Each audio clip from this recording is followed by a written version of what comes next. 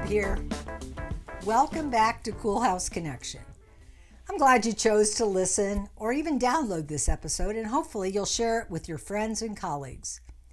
It really is a fun journey explaining the joy and genuine excitement I find in exploring the magic of Western North Carolina mountain towns. And I especially love the real estate surprises you can find here. I thought we'd start today with a nod to one of my favorite all-time creators, Gene Roddenberry. Most everyone knows Gene was the genius behind the original Star Trek show and characters, and more of you will remember the iconic phrase of Spock, "Live long and prosper." And while I believe that mountain folk do tend to live long and well, I'd like to explore with you how I believe you can live large for less, and do so here in our neck of the woods. One of my favorite anecdotes about Gene Roddenberry in our region has to do with those famous sons of Mount Airy, North Carolina. No, not Andy Griffith, rather Eng and Cheng Bunker, who were the original conjoined Siamese twins. Back in the late 1800s, the Bunker brothers became a sensation due to their unique condition. Their unusual appearance and ability to function as separate individuals fascinated so many. They traveled across the world as performers in freak shows, and they showcased their remarkable coordination and deep bond, often seen engaging in various activities that highlighted their abilities despite their physical limitations. Eng and Cheng developed an unshakable companionship throughout their lives. Their bond was one of intimacy and affection, characterized by shared experiences, their dreams and aspirations. And as they grew older, they defied societal expectations. They married sisters, Sarah and Adelaide, who accepted them without reservation. Together, they amazingly fathered a total of 21 children, proving once again that love and family could thrive despite the challenges faced. The phrase "live long and prosper" emerged as a tribute to the Bunker brothers' extraordinary journey. Bet you didn't know that. While the phrase is often more associated with modern popular culture, specifically the "live long and prosper" greeting from Star Trek's Vulcan Spock, its essence harkens back to the brothers' extraordinary resilience and harmonious existence. The phrase signifies the idea of longevity, health, and mutual prosperity, which really encapsulated the spirit of Eng and Cheng's life together. Despite their close bond, the twins had different personalities. Eng was generally more outgoing, while Cheng was more reserved. This contrast in character allowed them to complement each other, reinforcing the idea that diversity can lead to greater strength. Tragically, their lives were not devoid of hardships. In 1870, in one of the most challenging moments, Cheng passed away from pneumonia. Eng was heartbroken and found it impossible to cope with the loss of his lifelong partner. His health deteriorated rapidly, and he too died just a few hours later. Their deaths brought an end to a magnificent story of love and unity that had captivated the hearts of many. The legacy of Eng and Cheng Bunker continues to live on, reminding us that true wealth lies in our relationships and the bonds we create with one another. The Bunker's story is a reminder of the importance of compassion, of understanding, and the spirit of live long and prosper, which is really about living life fully in connection with others, regardless of the challenges faced along the way. In short, the story of the Bunker brothers' resilience and success epitomized the spirit Gene Roddenberry envisioned for his anti-hero Spock, and once he heard the phrase on a trip to Mount Airy, he adopted it for Spock, and the rest, as they say, is history. So how do these mountains allow the mere mortals here to also live well for less? From what I've seen and experienced in my last decade in the mountains, it takes focus and it also takes strategic proximity. I can't begin to recount how many newbies to the mountains come to me with a similar shopping list. They want sweeping mountain views. They want to be within 30 minutes drive of Asheville, have a classic mountain house on a paved road with a 2,500 or less square footprint, low to no maintenance, enough acreage to be private without feeling isolated, be close to high quality healthcare and conveniences, and oh yes, if it all could be on one level overlooking a babbling trout stream. Talk about a unicorn. Even if it did exist, it likely wouldn't fall into that sweet spot of under $1 million. So when a client is initiating their search with their unicorn wish list, I try to patiently start by parsing through that wish list to get to the far more important attributes of their mountain dream. Rarely do folks come in with an appreciation for the community they want to be part of. Just like the bunkers 170 years ago, the interdependence of humans within a community really matters, maybe more now than it ever did before. Take, for example, the wish of proximity to Asheville. Why? How many times a week, I ask, do you really think you'll be making the trek? Yes, there's the Trader Joe's stock-up, the occasional dinner out or visit to the Biltmore and Lowe's.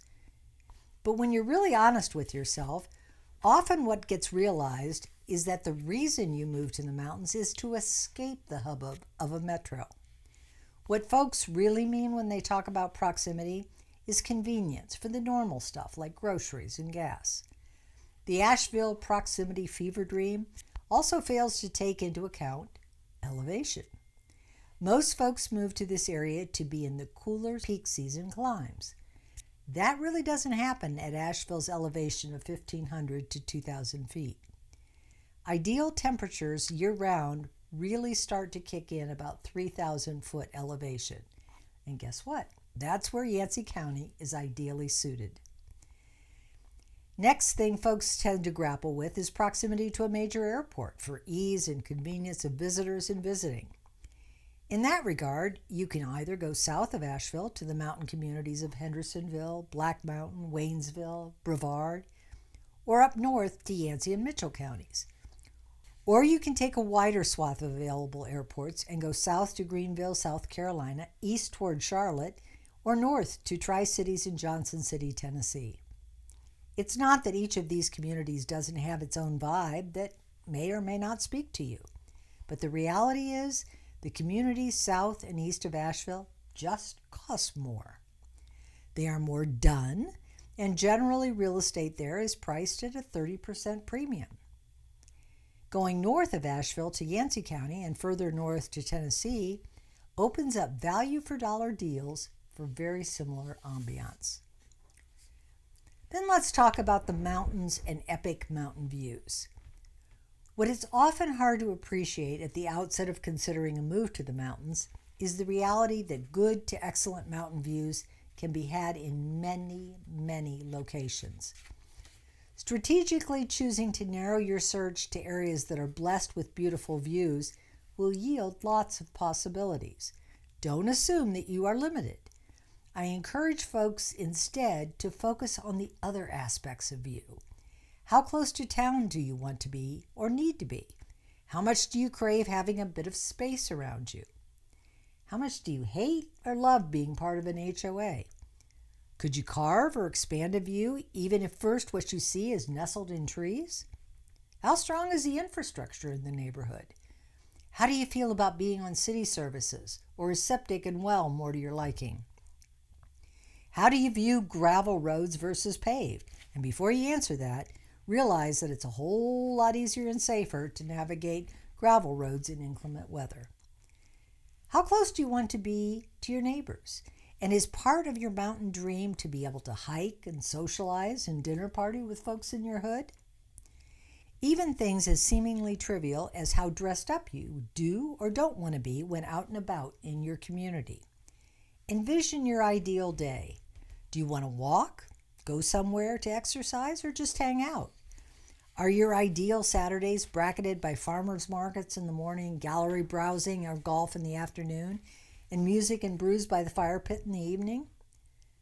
Most of all, do the people you meet as you explore the potential of your new hometown strike you as your kind of peeps?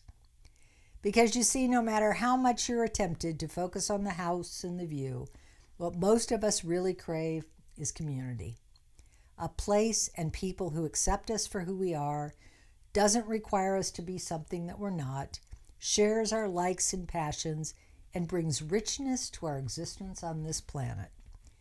Community is also who and how we choose to invest our time and talent and energy. Eng and Cheng were part of the fabric of their community, accepted and loved for who they were, who their families were, not just for their celebrity. Mount Airy is where they came home to just be. Yancey County is that community draw that many of the folks I talk to actually crave. To be sure, it's not for everyone, but the spirit and vitality here runs deep and true. And that gets me to another thought about proximity and strategic focus. Choose somewhere that will not bore you. Be close enough to the action you want, but don't pay for the premium of being right in the thick of it. One of the houses that brings to mind that balance is a home I sold a few years ago, and now in the hands of a transformational artist is on the market again just outside the town of Burnsville. It's close enough to town for all the conveniences and fun. It has a soothing stream out front and yet has the elevation and architectural notes to make maximum use of the gorgeous mountain views. It was built by a former yacht builder. This home is brand new in all the ways that matter, yet timeless in its appeal as a family home. The interiors are graced with tongue and groove Alaskan cypress, and yet the light that pours in just makes it feel warm and comforting. The neighbors are near but not intrusive. The enclave has a mix of folks that keep life interesting and truly care about each other. It's a gorgeous place to be and thrive, and for the right buyer, it can be had for just under $1 million. If you'd like to hear more about this gambrel roof beauty, please just give me a call and I'll be happy to provide the insider scoop. The smart money I see being deployed right now is scooping up real estate in places where Hurricane Helene left her mark but did not destroy. Now is the time to work with a realtor on the ground that can help you sift through and really find the gems. And once you narrow in on the right home or investment opportunity, I and Ryan can always help you get it purchased in part or in total with crypto funds. Bottom line, we'd love to work with you. We believe in the importance of quality homes and quality communities that sustain humans of every stripe. Just like Eng and Cheng, we want you to live long, live well, and prosper without it costing you the earth. Stay cool.